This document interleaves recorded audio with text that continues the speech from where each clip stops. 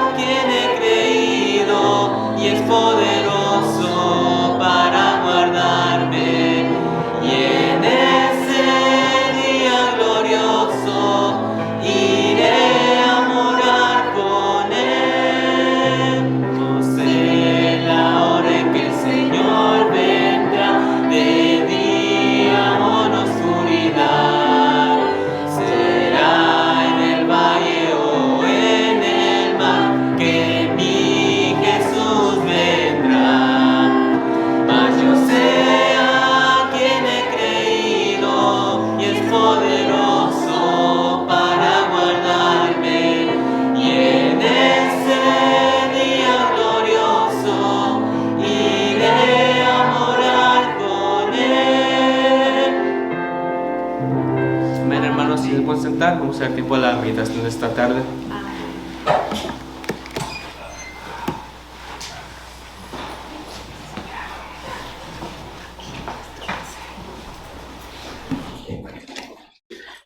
Hermanos, buenas noches, ¿cómo están? Bendecidos y en victoria, ¿no? Y tu prójimo luego sabe que andas en pecado. No, hermano, yo sí les creo. Si usted dice que anda en victoria y bendecido, yo les creo. Pero si no fuera así, hermano, pues usted tiene simplemente que acercarse al Señor y decirle: Señor, tú conoces mi pecado. El Señor le perdona, le restaura, y ahora sí, bendecidos y en victoria. Y es que el Señor nos da una salida hasta cierto punto fácil, ¿no? Nosotros nos las complicamos luego. ¿Por qué? Bueno, porque a veces somos duros de corazón. Pero vamos al Salmo número 25, por favor. Salmo número 25. Salmo 25. Todos juntos Salmo 25 es un salmo que expresa confianza en Dios. Por eso el título de esta tarde es, por lo menos yo le puse como título, verdadera confianza en Dios. Verdadera confianza en Dios. ¿Estamos? Ahora, repito, el Salmo 25, que es un salmo de David, es un salmo que completamente expresa la confianza de un hombre que realmente teme a Dios. Y también este salmo nos habla de los beneficios que recibe de parte de Dios aquel hombre que confía en Dios.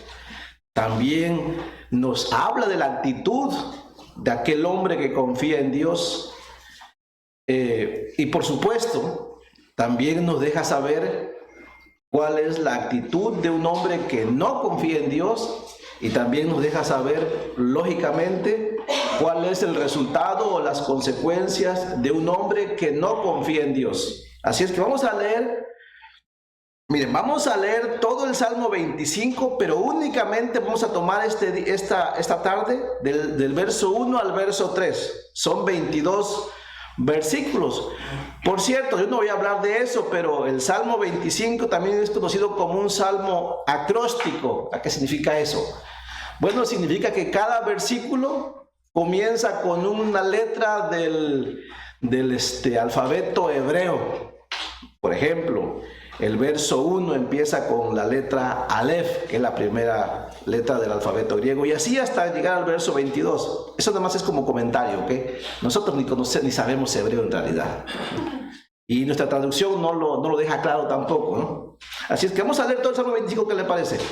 Dice así, David, expresando plena confianza en Dios, dice: a ti, oh Jehová, levantaré mi alma. Dios mío, en ti confío. No sea yo avergonzado, no se alegren de mí mis enemigos. Ciertamente ninguno de cuantos esperan en ti será confundido. Serán avergonzados los que se rebelan sin causa. Muéstrame, oh Jehová, tus caminos. Enséñame tus sendas. Me tengo tantito ahí. Me llamó la atención que hay un canto, ¿se acuerdan? Muéstrame, Jehová, tus caminos y enséñame tus sendas. Bueno, hay un canto más o menos así. Dice el verso 5: encamíname en tu verdad y enséñame, porque tú eres el Dios de mi salvación. En ti he esperado todo el día. Acuérdate, oh Jehová, de tus piedades y de tus misericordias que son perpetuas. De los pecados de mi juventud y de mis rebeliones, no te acuerdes. Conforme a tu misericordia, acuérdate de mí. Por tu bondad, oh Jehová. Bueno y recto es Jehová. Por tanto, Él enseñará a los pecadores el camino, encaminará a los humildes por el juicio y enseñará a los mansos su carrera.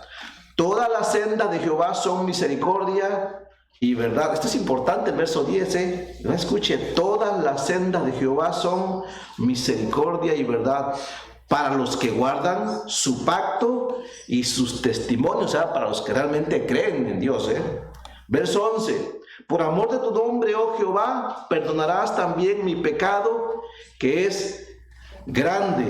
Verso 2 es un verso clave en el Salmo 25. David es un hombre que confía en Dios, pero hay hombres que no confían en Dios. Los inconversos, los incrédulos no confían en Dios. Y por cierto, a veces los creyentes, los verdaderos creyentes en Cristo, a veces no confiamos en Dios. Y eso nos trae muchas veces más aflicciones, ¿no? Añadidas por nuestra incredulidad, por supuesto. Dice el verso 12: ¿quién es el hombre que teme a Jehová?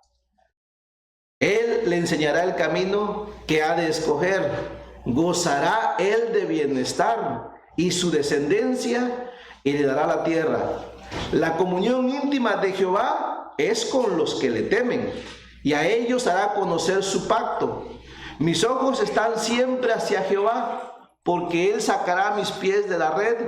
Mírame y ten misericordia de mí, porque estoy solo y afligido. Las angustias de mi corazón se han aumentado. Sácame de mis congojas. Mira mi aflicción y mi trabajo y perdona todos mis pecados. Mira mis enemigos cómo se han multiplicado y con odio violento me aborrecen. Guarda mi alma y líbrame. No sea yo avergonzado, porque en ti confié. Integridad y rectitud me guarden, porque en ti he esperado. Redime, oh Dios, a Israel de todas sus angustias. Y por supuesto es un salmo profético, porque algún día también Israel, como pueblo escogido de Dios, también algún día confiará plenamente en Cristo, ¿no? Cuando Él regrese nuevamente. Vamos a hacer una oración para que el Señor nos guíe en este Salmo 25. Bendito Padre Celestial, en el nombre de Jesucristo, gracias porque esta tarde pudimos reunirnos. Padre, gracias. Nosotros sabemos que Tú nos has salvado, nos preservas, pero también cada día nos ayudas a abrir los ojos. Señor, es por Tu gracia que estamos de pie, es por Tu gracia que podemos leer la Biblia, y por Tu gracia sin duda alguna la podemos entender, y ha de ser por Tu gracia que si tenemos la oportunidad de ponerla por obra, así será. Padre, guarda nuestro corazón de raíces de amargura, Señor, de iras, de contiendas, de tal manera que cuando clamemos a Ti, Tú te agrades en nosotros y puedas escuchar nuestro clamor. Bendice a los hermanos que no están presentes, Señor, a Tu pueblo en diferentes lugares, diferentes partes del mundo, Señor, y que también ellos, juntamente con nosotros, aprovechemos o procuremos dar evidencia de que Tú eres real y que Tú salvas. Gracias en el nombre de Jesucristo. Amén. Amén. Salmo 25, entonces, verdadera confianza en Dios.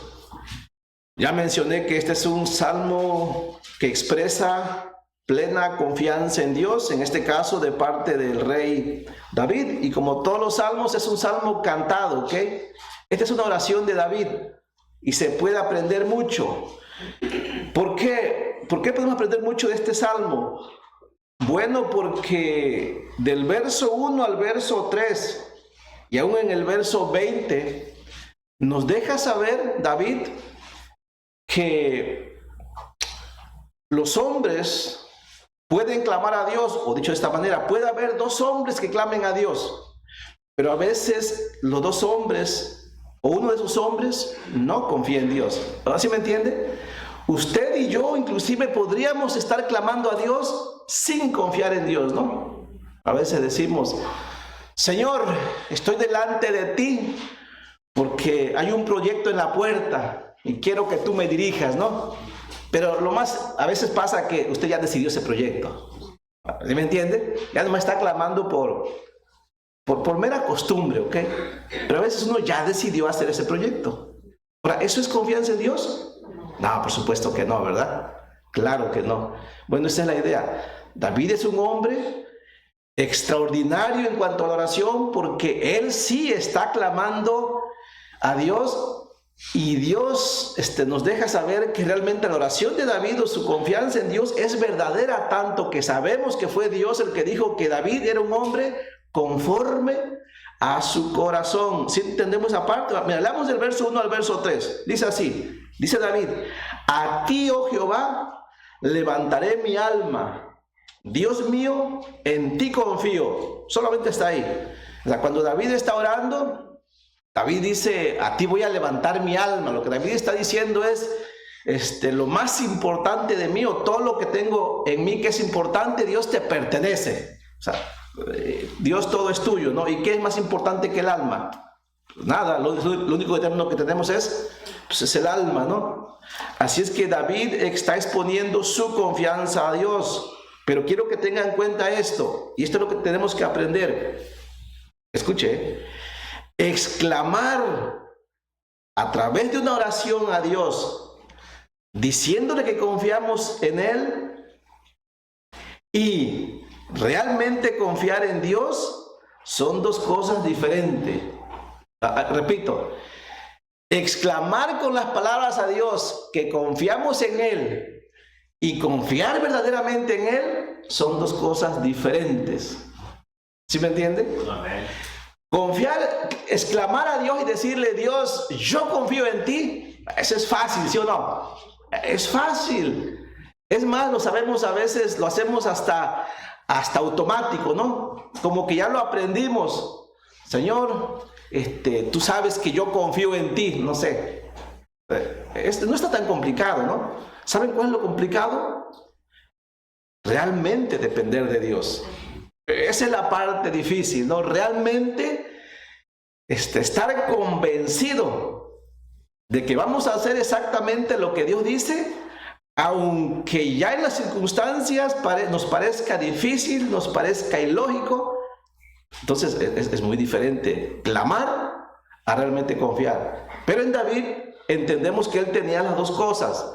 Él clamaba a Dios porque confiaba en Dios, pero David estaba dispuesto en la práctica a obedecer a Dios. Eso es lo que hay que entender del verso 1 al verso 3.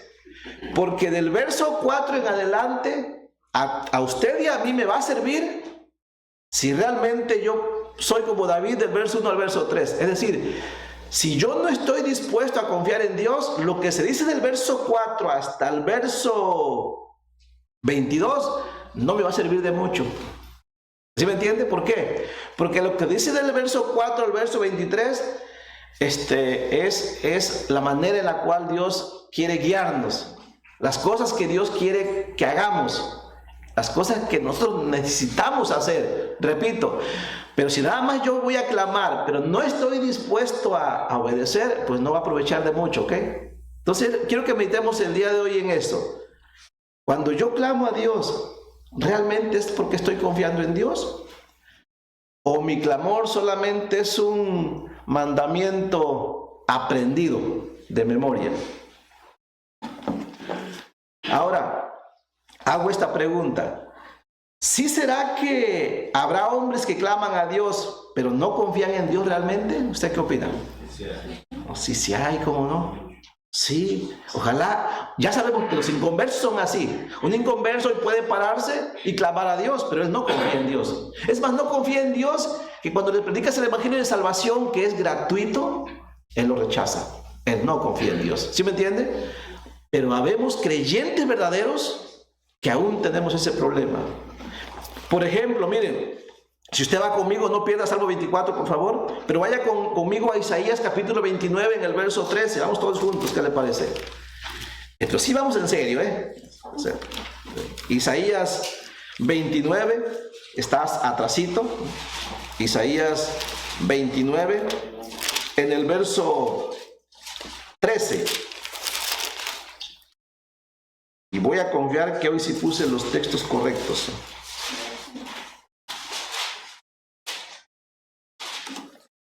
¿Lo encontró? Sí.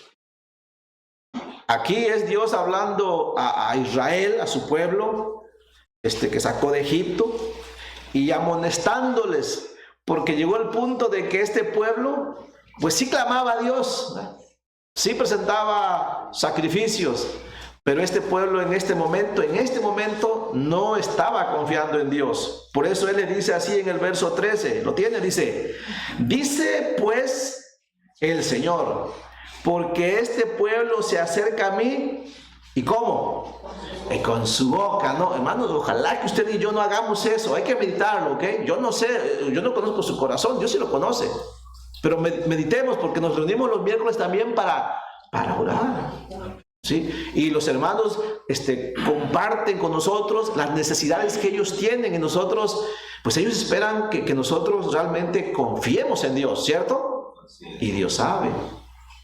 Entonces, meditemos en eso. Dice, porque este pueblo se acerca a mí con su boca y con sus labios me honras. Sí, Dios mío, yo sé que tú eres todopoderoso y digno de confianza y en nadie más podemos confiar, ¿no? Pero después no hacemos lo que dice, ¿no? Por eso después dice, pero su corazón, dice, está lejos de mí y su temor de mí no es más que un mandamiento de hombres. que les ha sido enseñado. Solamente hasta ahí. De hecho, estos mismos pasajes usó Jesucristo en su tiempo cuando estuvo predicando el Evangelio del Reino. Él usó este mismo texto porque a él se acercaron los judíos religiosos, los escribas, los fariseos, y eran hombres supuestamente celosos, temerosos de Dios, y le acusaron a Cristo y a sus discípulos de que hacían cosas que no agradaban a Dios, ¿no? Y por ejemplo, vamos a Marcos, por favor. Marcos capítulo 7, verso 5 y el verso 8.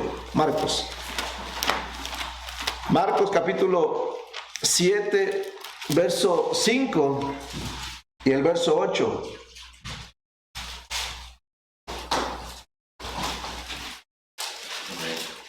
¿Lo encontró? Nuevo Testamento, Mateo, Marcos. Segundo libro de los Evangelios, capítulo 7, verso 5. Mismo contexto, ¿ok? Lo que dijo Isaías, pero ahora lo toma Jesús para amonestar a aquellos que se acercan a Dios simplemente de labios, pero sin obediencia al Señor en realidad, sin temor de Dios. Dice así: le preguntaron pues los fariseos y los escribas. Estos eran los grupos principales, ¿ok?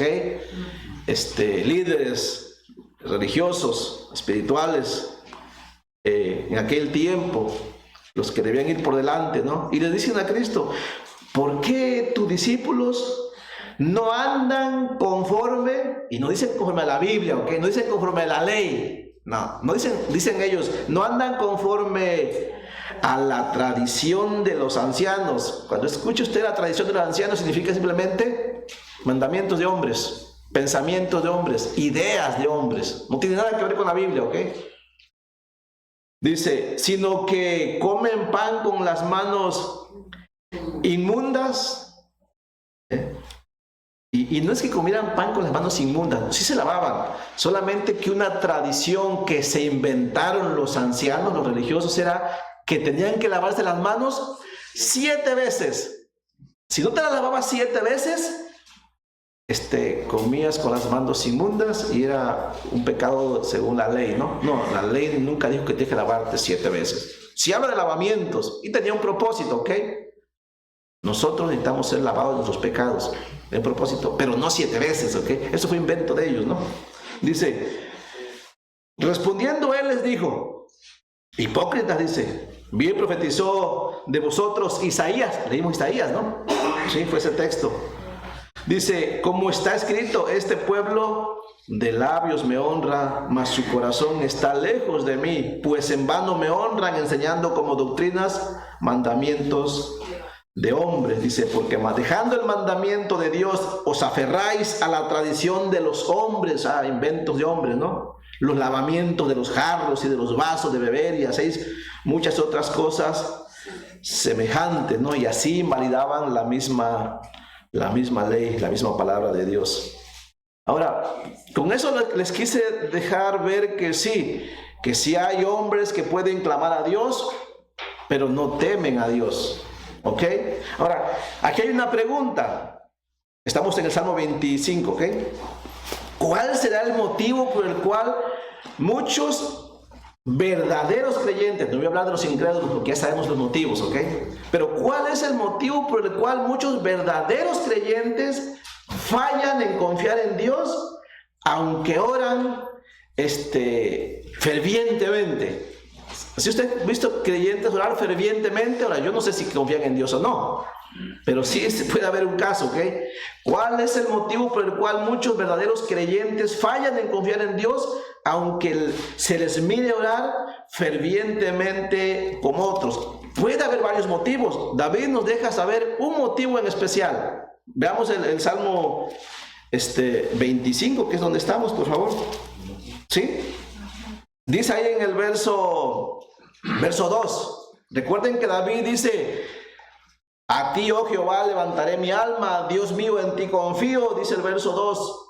No sea yo avergonzado, dice. No se alegren de mí mis enemigos. Y repite esta frase: en el verso 3, ciertamente ninguno de cuantos esperan en ti serán confundidos. Pero David tenía miedo a que su confianza en Dios, al mirar los demás un aparente tal vez fracaso, o al mirarlo en circunstancia difícil, fuera motivo de escarnio. Por eso en el verso 20 dice: guarda mi alma y líbrame, no sea yo avergonzado, porque en ti confié. Sí, hermanos, miren, nosotros, sí, una de las razones, no digo que esta es la principal y la única, pero una de las razones que encontramos en la Biblia que un verdadero creyente a veces falla en confiar plenamente en Dios, aun cuando está orando, es que luego tenemos miedo a que enfrentemos un aparente fracaso. Y digo un aparente fracaso porque los que estamos en Cristo no fracasamos, ¿ok?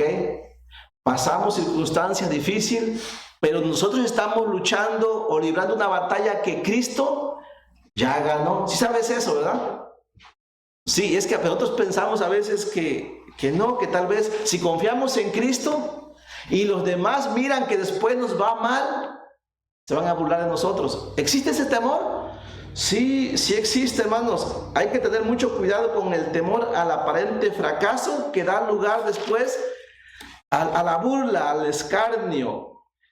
Mire, confiar en Dios no significa que nunca sufrirás aquí en la tierra. ¿Ok? Tiene que quedarte claro eso.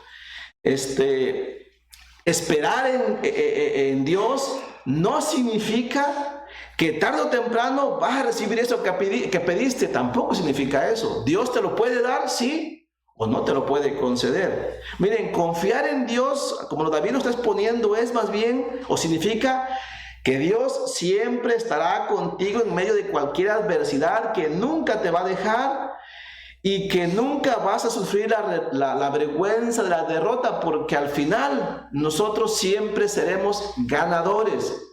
Pero en los creyentes a veces parece haber un aparente fracaso. Te voy a dar un ejemplo, ¿ok? El ejemplo más claro en la Biblia es el ejemplo de nuestro Señor Jesucristo. ¿Se acuerda? Sí. Cuando Cristo iba rumbo a la cruz, todos aquellos hombres que le odiaban vieron ese final de Cristo como un fracaso. Por eso le escarnecían, ¿se acuerdan? Sí, y aún si lee usted el Salmo 22:7, mira, atrasito nada más, lea el Salmo 22:7 y 8. Este salmo habla de los sufrimientos de Cristo en la cruz. Mire cómo los hombres enemigos de Cristo que estaban a su alrededor le escarnecieron, se burlaban, diciéndole: puso su confianza en Dios. ¿Sí me entienden? Dice el verso 7, ¿lo tienen? Amén. Dice, dijo Cristo estando en la cruz, que este es un salmo profético, dice: todos los que me ven me escarnecen. ¿Qué es escarnecer? Es burlarse, ¿ok? Dice, me escarnecen, dice, se burlan de mí. ¿Cómo lo hacen? Estiran la boca, o se habla, ¿no? ¿Cómo te escarnecen? Mire, se confiaba en Dios, ¿ya viste? Mira, mira.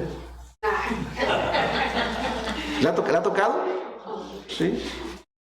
Me escarnecen, dice, estiran la boca, menean la cabeza. Pobre cuate, se confió en Dios y mira cómo está.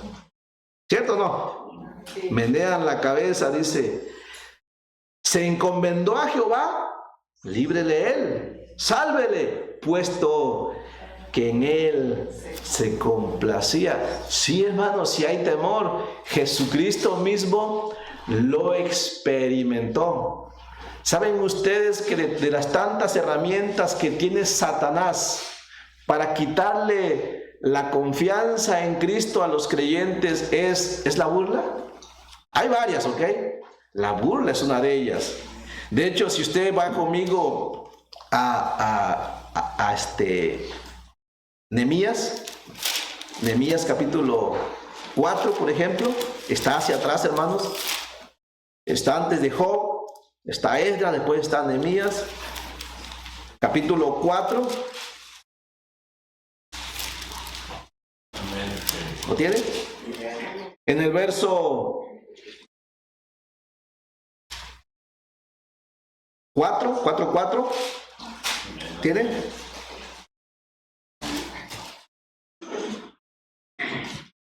Bueno, vamos a leer el verso, desde el verso 1 hasta el 4. ¿Lo tiene?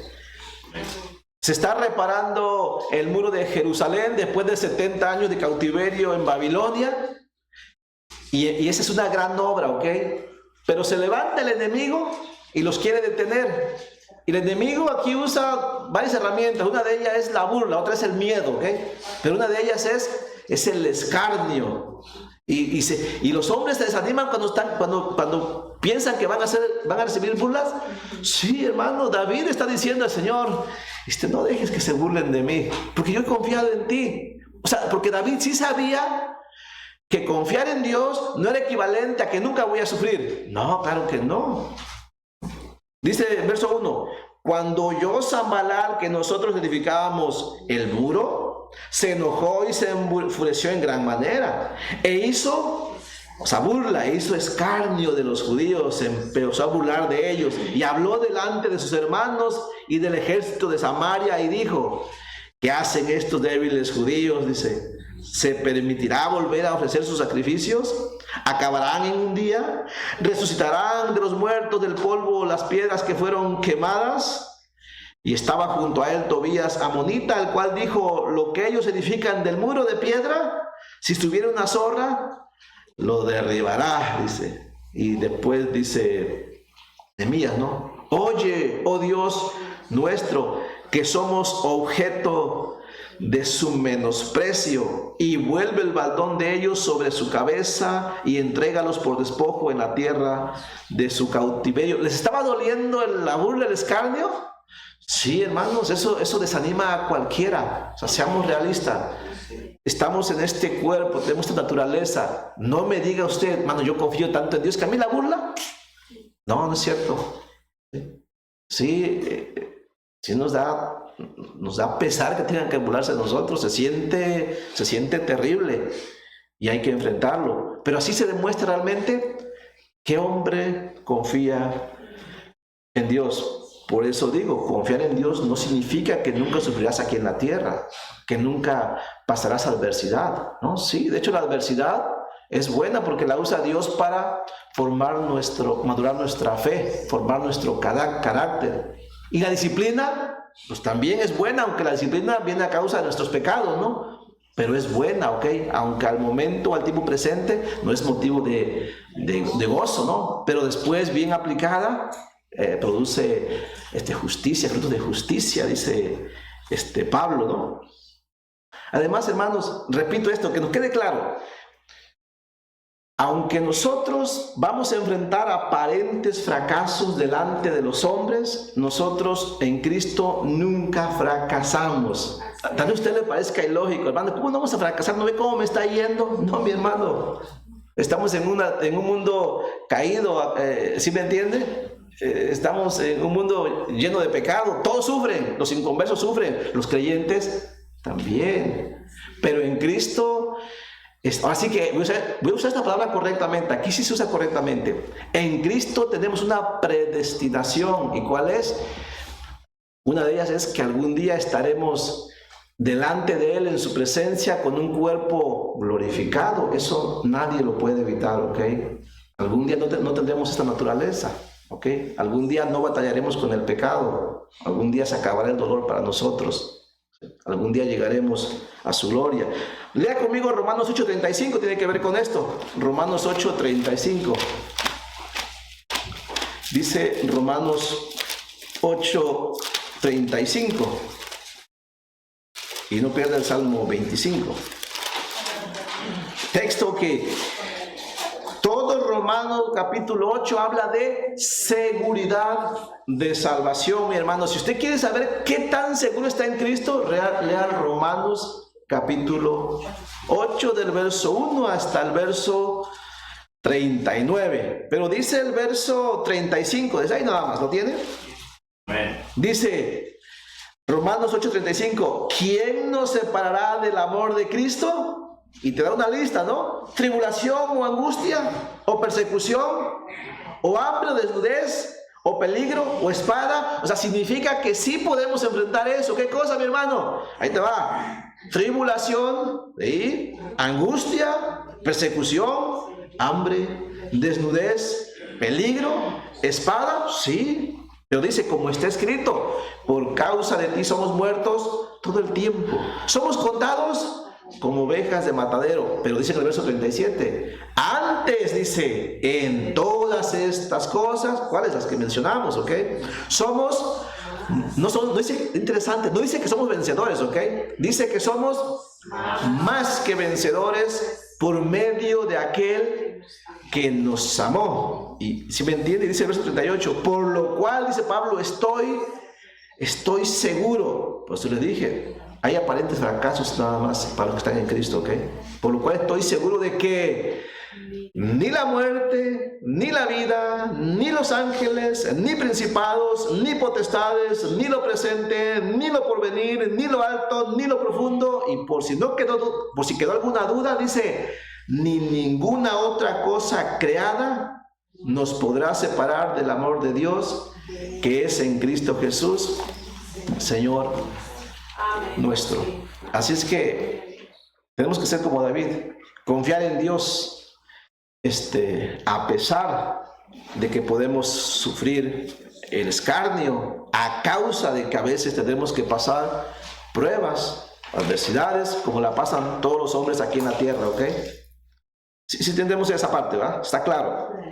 Ahora, también hay que entender esto.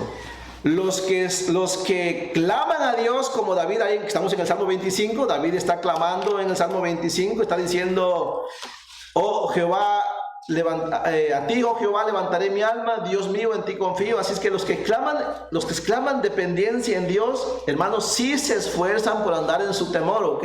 O sea, los hombres que claman a Dios, los verdaderos hombres que verdaderamente confían en Dios, se esfuerzan en andar en su temor. O sea, yo no digo que no pecan, eso prediqué la semana pasada, sí pecamos, pero nos esforzamos por no hacerlo, por andar en el temor de Dios. ¿Sí? Es lo que quiero decir. Miren, los hombres que confían en Dios hacen cosas como esta, ¿no? Dice el verso 4, quieren andar en sus caminos. Por eso dice el verso 4, muéstrame, oh Jehová, tus caminos, enséñame tus sendas. Mire, un hombre que no confía en Dios no quiere conocer las sendas de Dios, no quiere conocer sus caminos, ¿cierto? Si usted me dice, hermano, yo sí temo a Jehová, por eso clamo a Él, pero no me interesa leer la Biblia. Tú no temes a Dios, ¿ok? Porque la forma de andar en su senda y conocer sus caminos es a través de la Biblia, mi hermano. ¿Sí o no? Sí, miren, dice el verso 5, dice, encamíname en tu verdad y enséñame, porque tú eres el Dios de mi salvación, en ti he esperado todo el día, ¿no? Y en el verso 12, ¿quién es el que teme a Jehová? Él le enseñará el camino que ha de escoger. Sí, los que claman a Dios diciéndole confío en ti, se esfuerzan por andar en su temor. Y repito, es esto porque hay quienes temen a Dios, hay quienes temen a Dios y hay quienes no temen a Dios, aunque ambos claman en oración.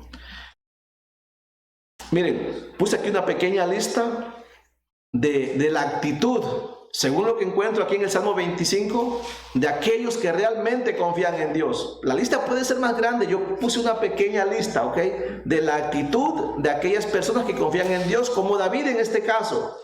Por ejemplo, número 1, el hombre que confía en Dios y está clamando, hermanos, su actitud es que él reacciona ante el pecado con humildad, con humillación y con arrepentimiento. ¿Sí me entiende? David pecó, pero él teme a Dios.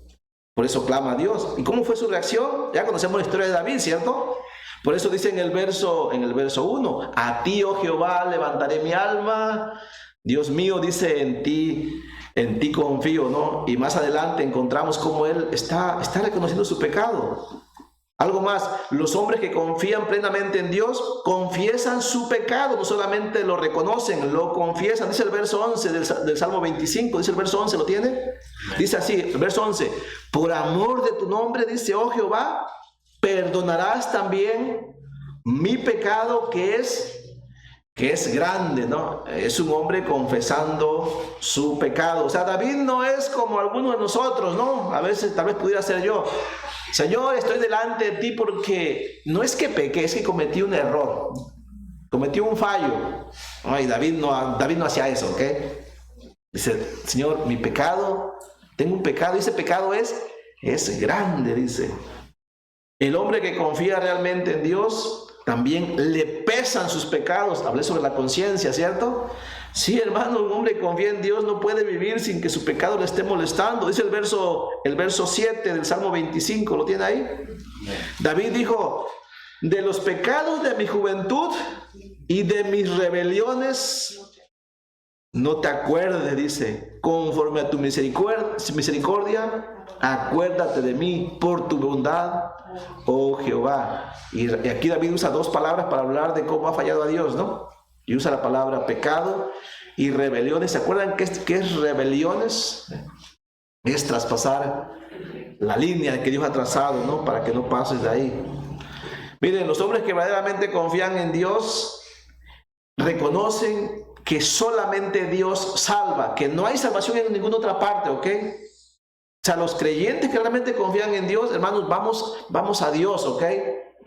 No vamos al vecino. Y si vamos al hermano, es nomás para que me aconseje. Yo tengo que ver si me aconseja y me dirige hacia Dios, no hacia otra cosa. Si tú vas con un hermano para que te aconseje y te dirige a la confianza o a la autoconfianza, ese consejo no es bueno, ¿ok? Cualquier verdadero creyente debe dirigirte hacia Dios. Solamente Dios puede ayudarte, nadie más.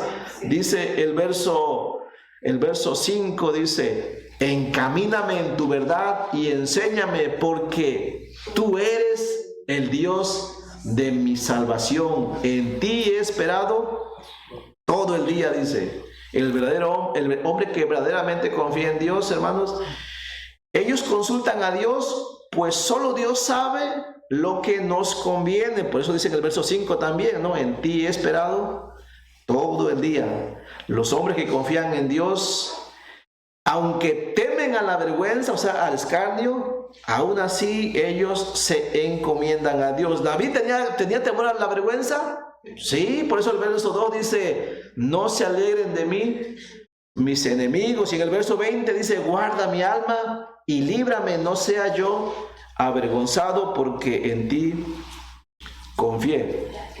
Entonces, ve, hermanos, que esto de venir a orar, o sea, tenemos que orar, tenemos acceso libre a Dios, al Padre, por medio de Jesucristo, pero hay que hacer un análisis en nuestra vida, ¿no? Si realmente estamos clamando a Dios porque confiamos en Él, o únicamente lo hacemos porque lo hemos aprendido como una mera repetición, ¿no? ¿Por qué oras? Porque todos oran.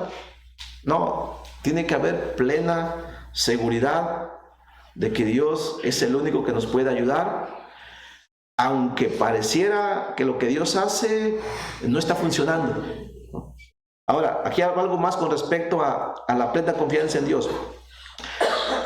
Cuando oramos a Dios, hay que tener cuidado con la lealtad dividida o con la confianza dividida. Es decir, no es correcto orar a Dios solicitando su ayuda, su misericordia, pero después nosotros no tener la disposición a hacer lo que Él dice, sino más bien, si no nos gusta su respuesta, hacer lo que nosotros queremos hacer. Es una especie de sí confío en Dios, pero si no me agrada lo que Él dice, voy a hacer esto. Es una lealtad dividida. ¿Quién enseña eso?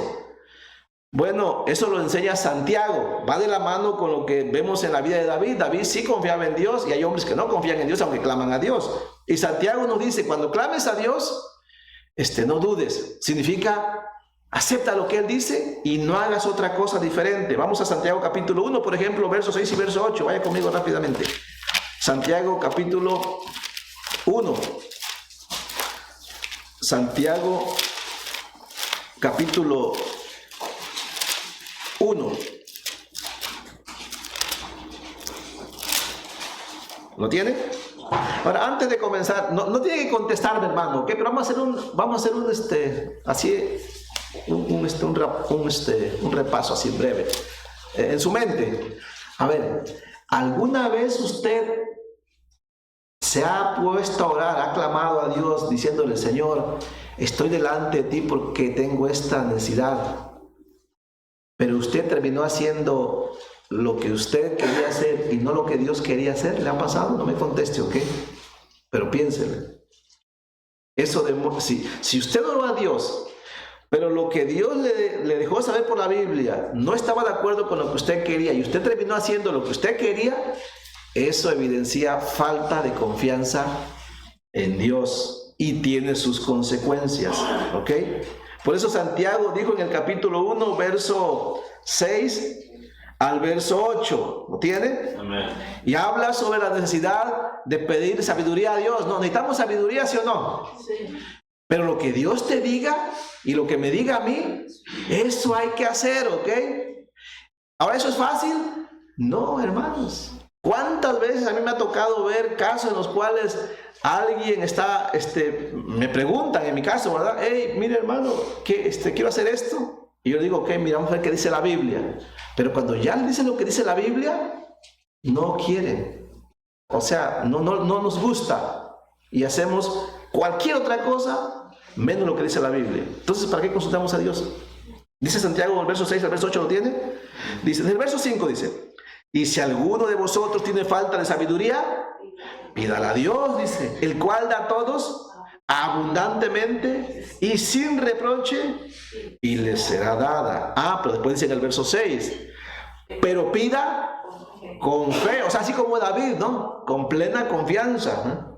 No dudando nada. Ahí está esa palabra, dice, no dudando. Esa palabra no dudando significa no con la predisposición a oponerte si no te gusta lo que Dios dice. Dice, no dudando nada, porque el que duda o el que se opone ya precipitadamente o de antemano, dice, pues es semejante a la onda del mar, pues que es arrastrada por el viento y echada de una parte a otra. No piense pues que tal haga, que recibirá cosa alguna del Señor. El hombre de doble ánimo es inconstante en todos sus caminos. Miren, voy a leer esto mismo que les acabo de dar. Lo voy a leer en una versión diferente. Santiago capítulo 1, versos 6 al 8, dice otra versión, dice, Nueva Traducción Viviente, dice, hablando de sabiduría, cuando se la pidan, dice, asegúrense que su fe sea solamente en Dios. Y no duden, dice, porque una persona que duda tiene la lealtad dividida. Es tan inestable como una ola del mar, que el viento arrastra y empuja de un lado a otro. Su lealtad está dividida entre Dios y el mundo, y son inestables en todo lo que hace. Y yo creo que estas son de las cosas que más nosotros, con las que más luchamos. Cuando venimos delante de Dios, pero Dios nos dice algo y a nosotros no nos gusta lo que Él dice, ¿ok? Y hacemos algo diferente. ¿A quién no lucha con esto? Todos luchamos con esto, ¿ok? Y es necesario que lo meditemos, porque sí trae consecuencias. No vamos a ver las consecuencias el día de hoy, obviamente, pero sí hay consecuencias sobre no confiar en Dios. Cuidado entonces con la lealtad dividida. Sí entendieron que significa no dudar, ¿verdad? Ya de antemano decidir lo que yo voy a hacer, aunque estoy clamando a Dios. Solamente puse como añadido, nota, en cuanto a confiar en Dios. Esto es importante, ¿ok? Si vamos a clamar a Dios, vamos a hacer lo que Él dice, ¿ok? Aunque no nos guste. Si vamos a confiar en Dios, vamos a ser valientes ante la burla cuando las personas vean nuestro aparente fracaso, cuando estemos en circunstancias difíciles. Recuerden que Dios nos deja pasar muchas veces por circunstancias difíciles, ¿no? Algunas veces son porque Dios las permite, porque Él quiere probarnos. Algunas otras las creamos nosotros mismos, ¿ok? Y Dios igual nos deja pasar por ellas. ¿Sí es cierto o no? Sí, sabe usted, hay pruebas que Dios forma para nosotros, Él se encarga de ellas. ¿Sabía usted? después de que alimentó a aquella gran multitud, Dios, Cristo, Él voluntariamente le dijo a sus discípulos: ahí ustedes vayan al otro lado, yo me voy a quedar. Él podía haber ido con ellos, pero no. Él les preparó una tormenta, ¿no? Él sabía, y si usted ve los evangelios, él estaba orando por ellos. Él sabía lo que estaba pasando, pero él estaba fortaleciendo la fe de ellos. Sí, hay pruebas que Dios forma para nosotros que nos benefician, pero hay que tener cuidado. Muchas veces nosotros mismos nos creamos tormentas, ¿ok? No las creó Dios, nosotros mismos, ¿ok? ¿Cuándo? Bueno, cuando decimos que confiamos en Dios, pero hacemos todo lo contrario, ¿sí? Hay que tener cuidado con eso. Pero hablando de la confianza en Dios, hay cosas obvias en las que no necesitamos necesariamente clamar a Dios todo el día, toda la noche, toda la semana. No, hermano, hay cosas en las cuales Dios espera que confiemos en Él y actuemos porque Él ya las dijo, ¿ok? ¿Sí me entiende? Hay cosas que no necesitamos ponernos a clamar. Hermano, como cuáles, que no hay que clamar por todo, siempre hay que orar, pero hay cosas que son tan claras, ¿no? Por ejemplo, ¿no? Algún ejemplo, usted ahorita sale de aquí del edificio, ¿ok? Y allá, cuando está allá, no sé, le habla a su amigo incrédulo, ¿no? Y le dice: ¿sabe qué? Este viernes, no sé, viene el mejor grupo aquí a Raleigh, ¿no? De música mundana. ¿Te acuerdas? ¿Te acuerdas cuando íbamos a ver ese grupo que era nuestro ídolo? Vamos, ¿no? Y usted dice: iré o no iré, voy a orar al Señor a ver qué me dice, ¿no? ¿Sí me entiende? Hay cosas que son obvias que tienes que decir no. ¿Sí me entiende? Y luego somos tan capaces de ponernos a orar por algo así. Pero voy a poner algo no tan extremo, ¿ok? Algo más sencillo, algo que sí hemos enfrentado, ¿ok? Aquí está mi hermano, ¿ok? Es una mera suposición, ¿ok? Que está yendo mal, ¿ok? O sea, no tiene ni para comer. Y yo ya me di cuenta, ¿ok? Y yo digo: Señor, voy a orar 3 días, ¿no? Voy a ponerme en ayuno y en oración, a ver si es la voluntad del Señor que yo le ayude. ¿Haría yo bien? No, por supuesto que no. ¿Saben que a mí me han recomendado eso? Hay que orar a ver si el hermano hay que darle para comer. No, hermanos, esas son cosas que ya Dios aclaró, ¿ok? A ver, ¿dónde? Santiago capítulo 2, verso 15 al 17, ¿verdad? Habla de la fe precisamente, ¿verdad?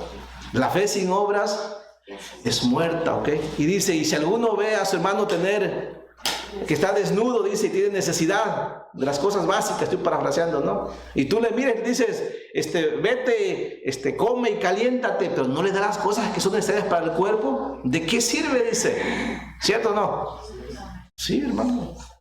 Si ves a tu hermano tener necesidad y cierras contra él tu corazón, ¿no? ¿Cómo muere el amor de Cristo en ti? Hay cosas que son obvias, ¿no? O sea, estoy cuidado con esas cosas. Hay cosas que son obvias. De hecho, yo la historia más clara sobre este asunto, ¿no? Fue cuando Dios le dijo a Moisés, ¿no? Que sacara al pueblo de Egipto. Y ya después le dijo que lo iba a llevar a tal lugar, ¿no? Y estaban ahí frente al Mar Rojo, ¿no? Y ya Dios le había declarado a Moisés lo que tenía que hacer, ¿no? Ya lo había demostrado de muchas maneras, las 10 plagas, ¿no? ¿Quién sabe las 10 plagas? Ayer me falló una, fíjense. ¿Me entiende? Y Dios regaña a Moisés, ¿ok? En Éxodo capítulo 14, en el verso 15, se entiende que Moisés está ahí frente al Mar Rojo, ¿no? Tiene toda la gente ahí. Y los egipcios ya vienen ahí, todo el ejército, ¿no? Y la idea es de que Moisés se va a poner a clamar, a orar. Y Dios le dice: Moisés, ¿por qué clamas a mí? Dice, levántate y cruza toda esta gente, dice. O sea, hay cosas, hermanos, que ya son muy obvias, ¿ok? pastor, voy a clamar a Dios a ver si Él quiere que le comparta a mi prójimo, a mi vecino, que trabaja conmigo, pero no estoy seguro si tengo que compartirle a Cristo. No, usted tiene que orar por eso. Usted tiene que compartirlo. Y orar, sí, para que el Señor le convenza, ¿no? Eso sí, hay cosas que no tenemos por cuáles orar, predicar el Evangelio, ayudar a la obra misionera. Hermano, tenemos que orar para ver si es la voluntad de Dios que apoyemos la obra misionera. ¿Usted qué cree? Pues en la Biblia, hermanos, la historia está tan clara de cómo el Evangelio se expandió. De hecho, le digo algo, yo soy salvo precisamente porque alguien, decidió dejar su comodidad, su país, porque la persona que predicó el Evangelio cuando yo fui salvo ni siquiera fue era un dominicano. Ni siquiera sabía yo cómo se llamaba, fíjese. Pero sé que tuvo que dejar su país para predicar el Evangelio. ¿Saben? Él nunca se enteró que yo fui salvo por la predicación del Evangelio de él. Nunca le dije. Nunca le volví a ver en realidad. ¿Sí me entiende? Pero supongo que alguien le ayudó. Alguien le proveyó lo necesario. No sé cuál fue tu caso. Pero este país inclusive recibió el Evangelio a través de ¿qué? De cristianos que dejaron su país, especialmente Inglaterra, y arriesgándose a todo para traer el Evangelio. ¿Sí me entienden? Hay cosas que no necesitamos preguntarle a Dios, necesitamos clamar que nos ayude en realidad, que nos dirija, que nos dé sabiduría en cómo hacerlo, eso sí. ¿Me entienden? Entonces, hay cosas obvias en las que no necesitamos clamar a Dios, solo confiar y accionar. Por último, para no pasarme, hermanos, cuidado con confiar en ti mismo. Cuidado con clamar a Dios. Dios, en ti he confiado, y después confías en ti mismo, ¿no? Proverbios 14:12, hay camino que al hombre le parece recto, pero su fin es camino de muerte, ¿cierto? Cuidado con tomar el consejo, cuidado con clamar a Dios sobre algo y después tomar el consejo de la mayoría, si esa mayoría no está considerando la Biblia. ¿Es bueno pedir consejo a la mayoría, sí o no? Sí. Pero cuando usted pide el consejo a la mayoría y esa mayoría deja fuera a Dios, el consejo de esa mayoría no vale. ¿Sí me entiende? Sí. Hermano, ¿ha pasado esto? Sí. ¿En la Biblia? Sí. No voy a buscar el texto. Saúl le dijo Samuel, ¿no? De parte de Dios, ve si acaba con Amalek, con todo lo que tiene, desde el niño de pecho hasta el más grande, ¿no? ¿Y qué hizo Saúl, no? Es que el pueblo me dijo, ¿no? Que nos quedáramos con lo mejor del ganado, ¿no? Vaya conmigo, no, otro texto diferente a ese. Primer libro de Samuel, capítulo 8, en el verso 47. Primer libro de Samuel, capítulo 8, verso 47. Y terminamos con eso. Primer libro de Samuel, capítulo 8, verso 47. Hablando de la verdadera dependencia de Dios. Si vamos a depender de Dios, dependamos de Dios.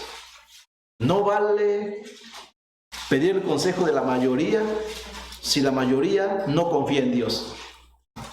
Aunque sea la mayoría, no importa.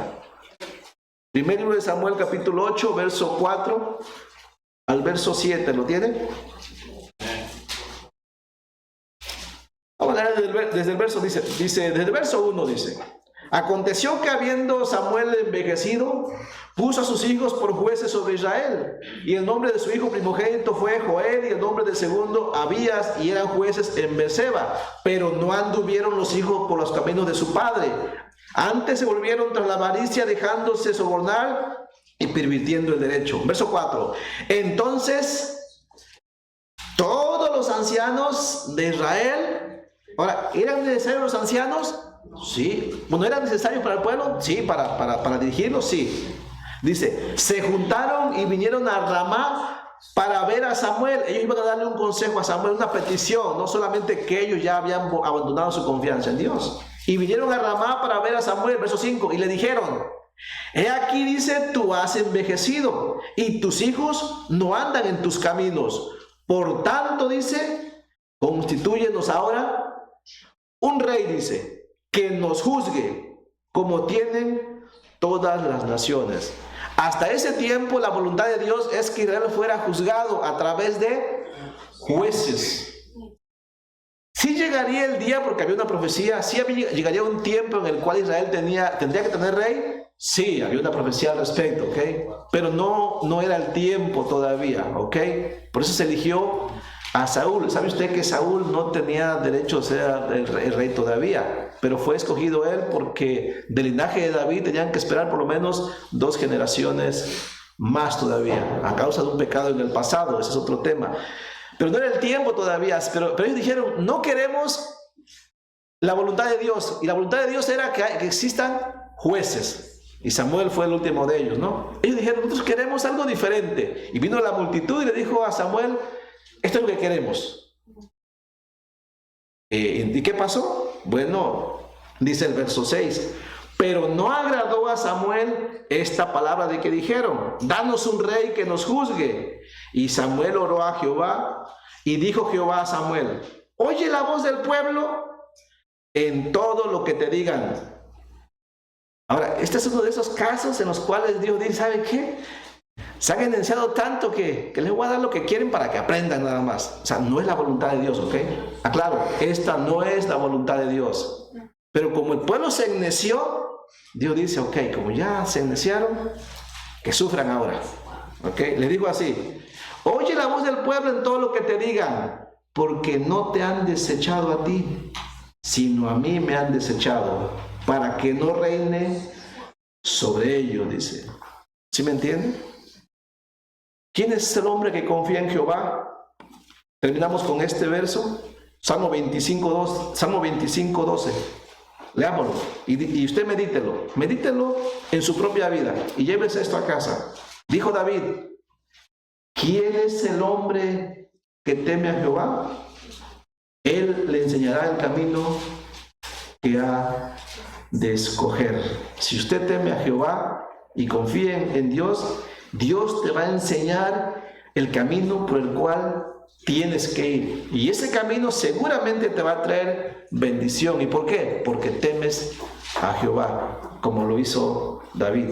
Vamos a orar. Esto solamente fue la introducción del Salmo 25. La próxima semana continuamos viendo los beneficios de confiar plenamente en Jehová. Vamos a orar y dar gracias, hermanos, y después vamos a orar a Dios, vamos a clamar a Él en acción de gracias, pero también hay algunas necesidades, hermanos, que queremos poner delante de Dios. Entonces yo los invito a que oremos, pero los invito también a que no solo clamemos, a que confíen en Dios. Vamos a orar por su palabra. Padre Santo, en el nombre de Jesucristo, gracias por tu palabra, Señor. Gracias porque hoy pudimos leer el Salmo 25. Gracias porque podemos aprender de la experiencia de David. Gracias, Padre, porque todo lo que aquí está escrito ha sido inspirado por ti y es útil hoy en día también para nosotros. Por favor, ahora ayúdanos, Señor, a cada uno de nosotros en este lugar a que lo creamos y que confiemos, Señor, haciendo tu voluntad, aunque haciendo tu voluntad pareciera, Señor, que fracasamos. Ayúdanos, Señor, por favor. Te lo pedimos en el nombre de Jesucristo. Amén. Vamos entonces a venir al tiempo de peticiones. No sé si usted quiera compartir alguna acción de gracias delante de Dios y que nosotros también con usted demos gracias.